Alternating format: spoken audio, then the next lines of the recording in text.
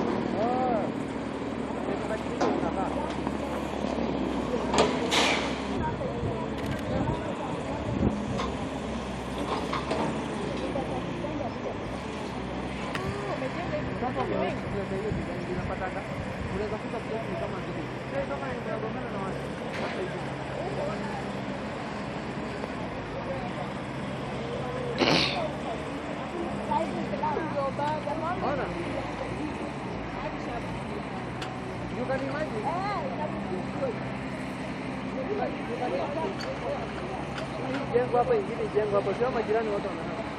Sasa homeowner wanakuja sasa hapa tuna privacy yetu.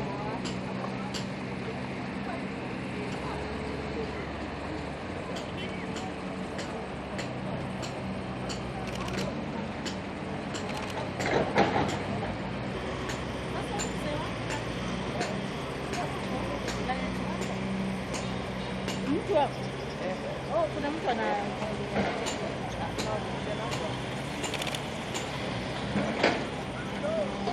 hapo tunataka kuingia mkue. So you was the owner of this house?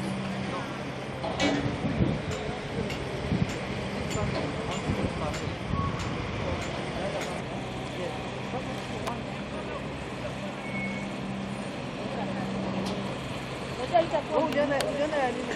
Report.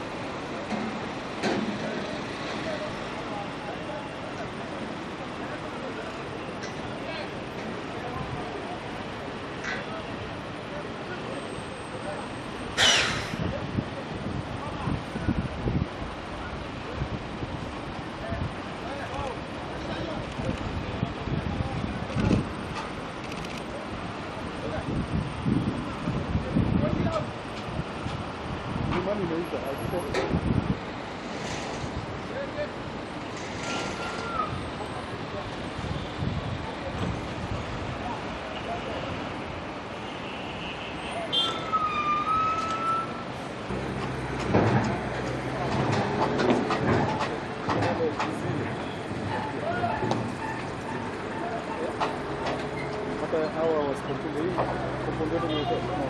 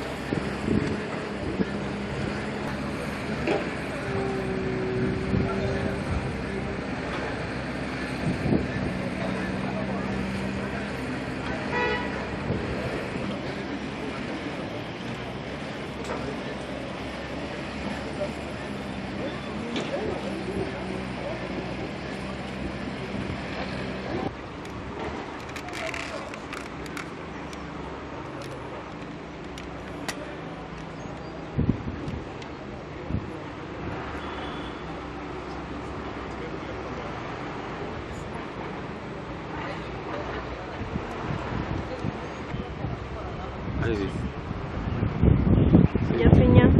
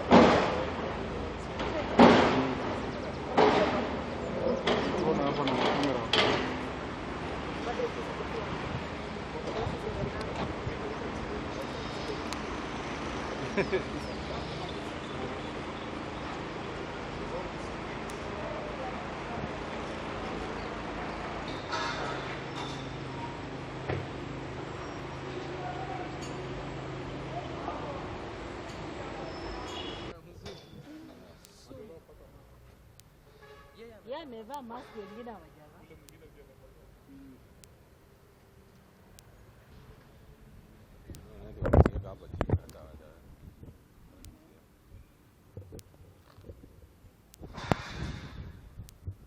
Clinton Mwale, I'm an advocate.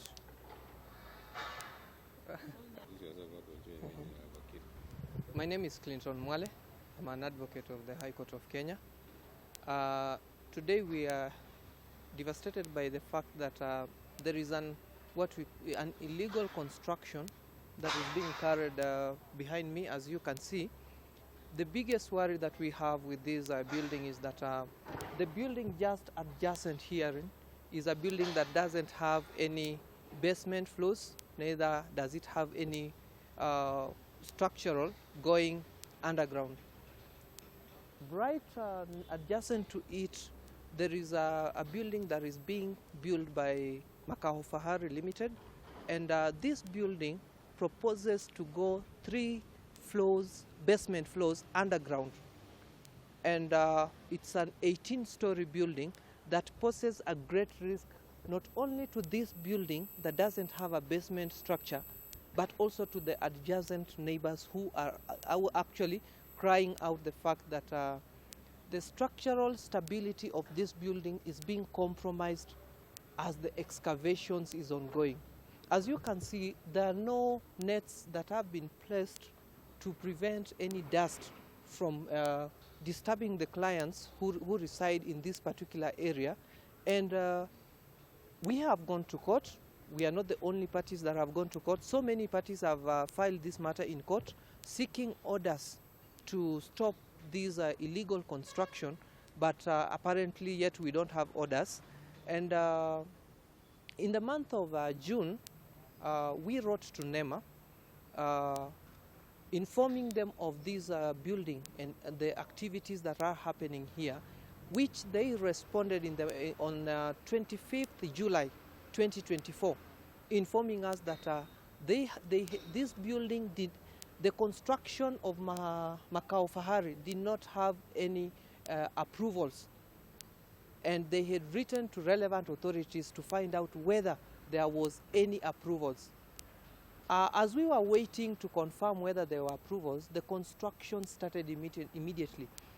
And as you can see, already they're doing a beacon-to-beacon construction.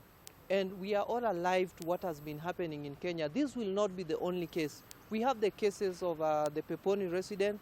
There was another building in Udhiru area that collapsed when the same building mechanism was being taken by the constructors. So as we are standing here, this building hosts families.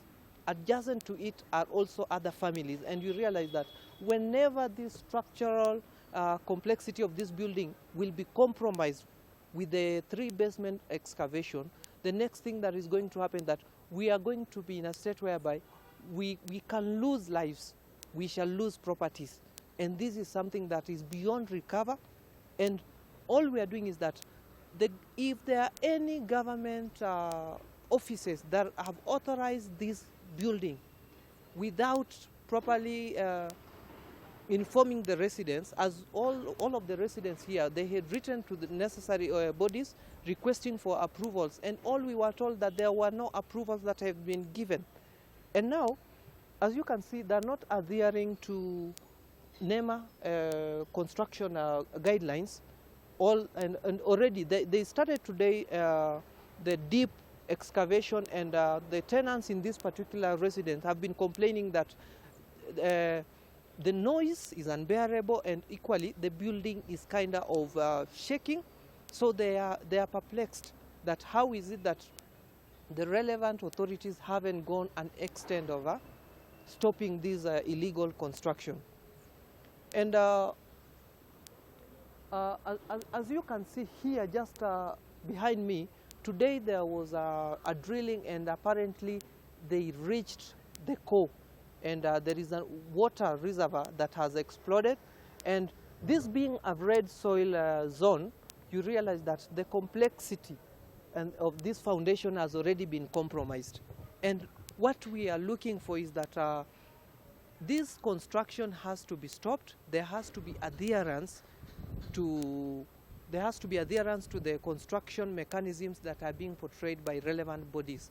And during the public participation that was carried, relevant documents that the residents sought from Makao Fahari were never provided.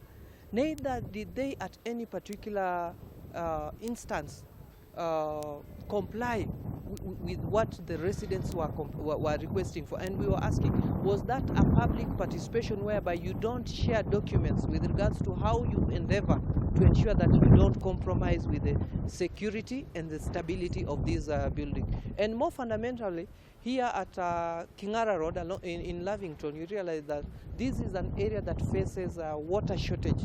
And the construction of an 18-story building with more than 270 units, it will mean that this area, despite facing a water shortage, it will equally have a shortage. It will equally increase the traffic of this particular area and the adjacent areas.